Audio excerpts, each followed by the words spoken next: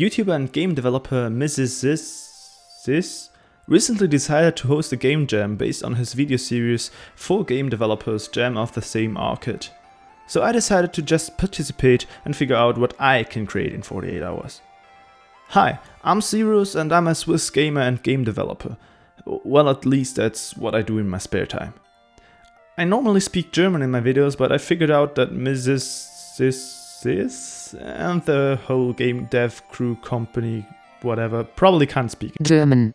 So here I am, and in fact this is my first video I ever speak English in. So yeah, to my current subscribers, this is how I sound like speaking English. Also, please don't hate on me too much if any errors in my speaking occur. Anyways, when the jam started, I first downloaded the assets and thought to myself, what could I do with that? So I had no idea for like 4 days until I decided to just start doing something, since I didn't have much time to work on the game anyway. In fact, I was so dumb that I even misunderstood the time frame. It's written right there. You have 48 hours to make a game, don't have to be consecutive. Dumb me thought I had to make the game in 48 hours straight. So yeah, I pretty much ended up working on it like for 8 hours. After I decided to work with the monochrome sprite sheet, since I wanted to add my own colors, I opened up an application called Sprite Sheet Splitter I created with Godot and imported the sprite sheet. I then had to measure how many pixels one tile had, since the preset 16 by 16 pixels didn't look right. Except the tiles were all 16 by 16 pixels, and that's just a visual bug on the application I made. Like, obviously. As if any of my creations would ever just work. I hit the split button, chose a folder in this very massive file system, and voila! Here are all the single sprites I pretty much didn't use for the rest of this project. Yeah. I set up the project in Godot and was finally ready to start something.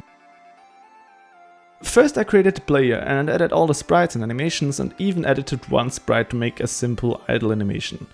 Is that cheating? Well, maybe. I set up the collision shape and was finally ready to add a script to my player node. I did some simple movement stuff so that the player can move left and right and fall and jump, like double and triple jump in the air as it pleases, since there's no collision stuff and no floor rule going on yet, but at least that works. Next I set up the tile map for my first and only level I made.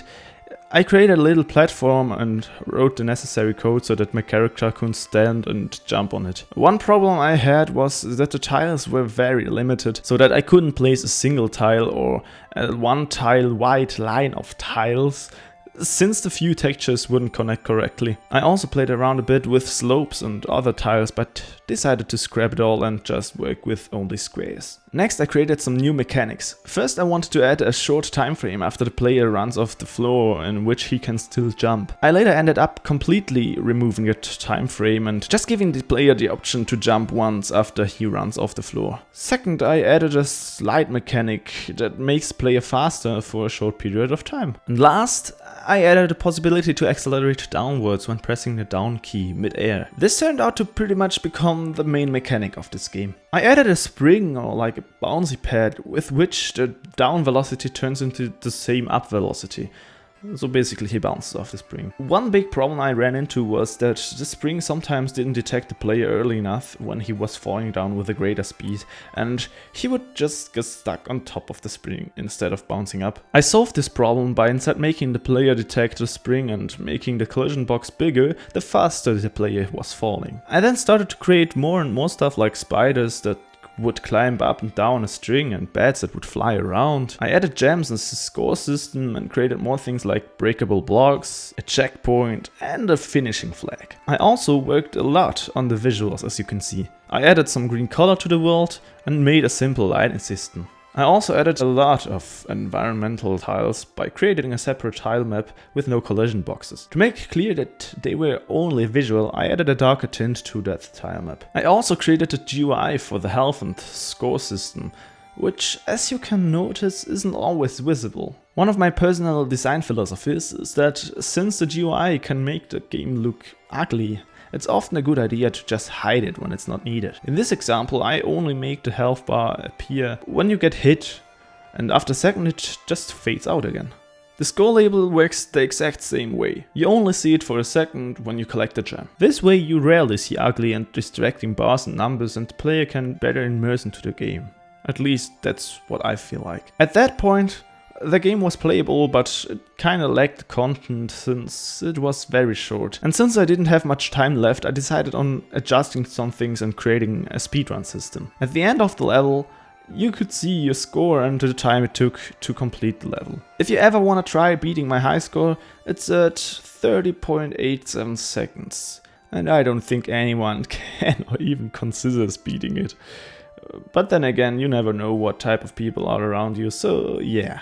Anyways, I had to create a restart system, since as I had to notice, just resetting the player position doesn't work out, as there are breakable blocks and other stuff that has to be reset as well. So I ended up just reloading the whole scene, which works quite good since it's not a big game anyway. At last I added some sound effects and loaded up Logic Pro X to create some true musical art. This was my first attempt in creating that kind of chiptune game music, but I was quite happy with what I had at 2 o'clock in the morning. Here's a little preview.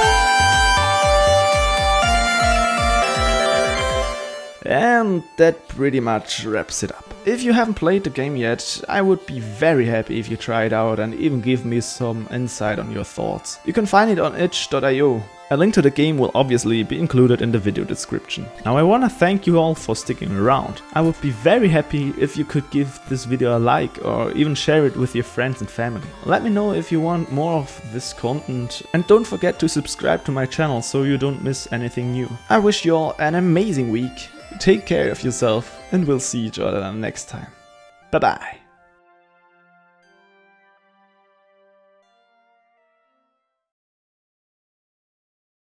So yeah, to my current subscribers, this is how I sound speaking English.